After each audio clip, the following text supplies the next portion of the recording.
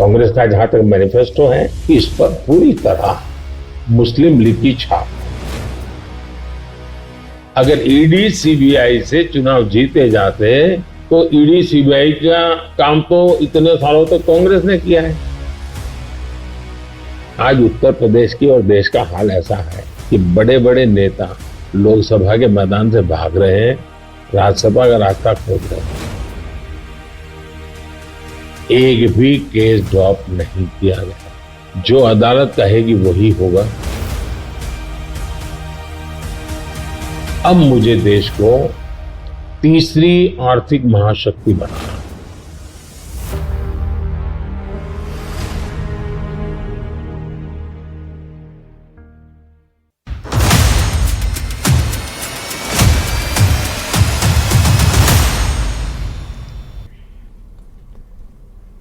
तीसरे कार्यकाल को लेकर पीएम मोदी ने अपना विजन न्यूज 18 के इंटरव्यू के जरिए देश के सामने रखा है। उन्होंने कहा कि तीसरा कार्यकाल देश को तीसरी आर्थिक महाशक्ति बनाने का है।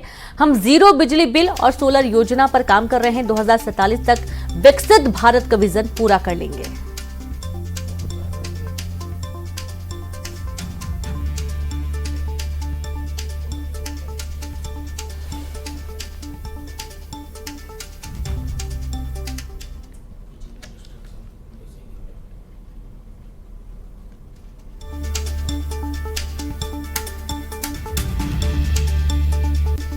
अगर एक सवाल मैं ये समझना चाहूं कि ये जो तीसरा टर्म होगा आपका, वो पहले दूसरे से अलग कैसे होगा?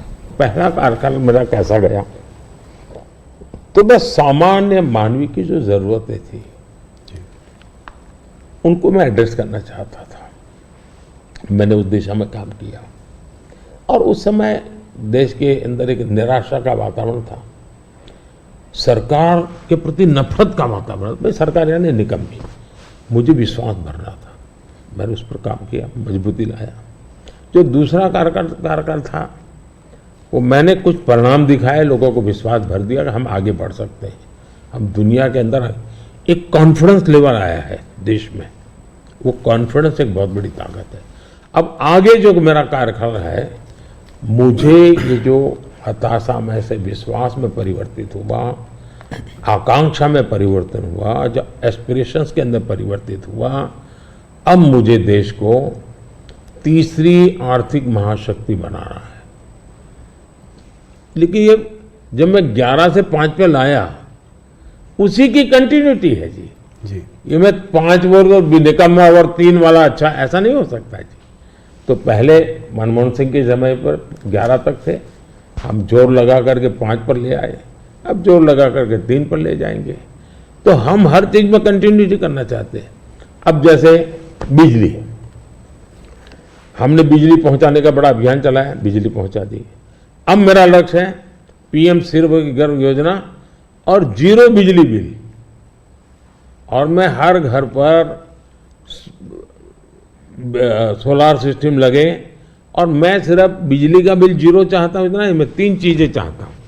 एक, हर परिवार का बिजली का बिल जीरो हो। दूसरा, अतिरिक्त बिजली जो हो वो बेचे, कमाई करे। तीसरा, जमाना इलेक्ट्रिक व्हीकल का आएगा। मुझे आत्मनिर्भर होना है एनर्जी के सेक्टर में, और इसलिए मैं चाहूँगा जिसके पास भी स्कूटी हो, मोटर हो, जो भी हो, उसका चार्जिंग अपने घर में ही हो जाए और सोलार से हो जाए। मतलब आज उसका जो ट्रांसपोर्टेशन का महीने का 1000-2000 रुपया खर्चा आता है, वो भी जीरो हो जाए। ये त्रिविध बेनिफिट नागरिक को और देश को, पर्यावरण का बेनिफिट, देश को आज पेट्रोलियम इंपोर्ट करने का जो अरबों अरबों डॉलर जा रहे हैं बाहर, वो बंद हो जाएगा। तो मल्टीपल बेनिफिट वाला योजना। अब जैसे स्टार्टअप हब, मैन्युफैक्चरिंग हब बनाना है, मुझे इनोवेशन हब बनाना है, यानी मैं एक बिल्कुल नए एरिया पर देश को ले जाना चाहता हूँ और बड़े कॉन्फिडेंस का, और विजन मेरा क्लियर है, मुझे कोई दुविधा नहीं। मेरे पास बताया है नेक्स्ट 100 डेज में, 4 जून के बाद 100 डेज में मुझे क्या काम करना है, अभी से मेरे पास क्लियर है। 5 साल में क्या करना है, क्लियर है। 2047 में विकसित भारत बने, क्लियर है। इसलिए मैं कहता हूं 24/7 फॉर 2047। ये मेरा मिजाज है। इस पर अलग से एक चर्चा करनी पड़ेगी आपको हमारे ग्रुप के साथ। पीएम मोदी के इंटरव्यू पर बीजेपी नेता मुख्तार अब्बास नकवी की प्रतिक्रिया आई है। उन्होंने कहा कि पीएम मोदी ने पिछले 10 साल में सामंती सुल्तान के असहिष्णुता के खिलाफ काम किया। वहीं पीएम के इंटरव्यू पर कांग्रेस नेता दिग्विजय सिंह ने पीएम पर झूठ बोलने का आरोप लगाया है।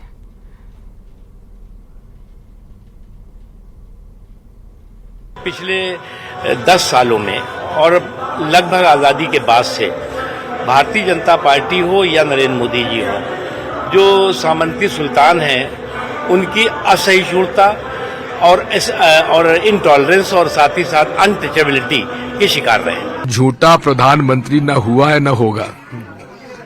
कहां से मंगलसूत्र आ गया, कहां से मछली और मीट आ गए, कहां से मुस्लिम लीग आ गई। ये पूरे के पूरे तरीके से झूठ बोलते हैं प्रधानमंत्री। और हमारा तो खुला खाता है, हम लोग गरीबी मिटाना चाहते हैं, शिक्षितों को रोजगार देना चाहते हैं। लोकसभा चुनाव के बीच न्यूज 18 पर प्रधानमंत्री नरेंद्र मोदी का सबसे धमाकेदार इंटरव्यू हुआ है। मेगा इंटरव्यू में पीएम मोदी ने राहुल गांधी और कांग्रेस के घोषणा पत्र पर बड़ा हमला बोला।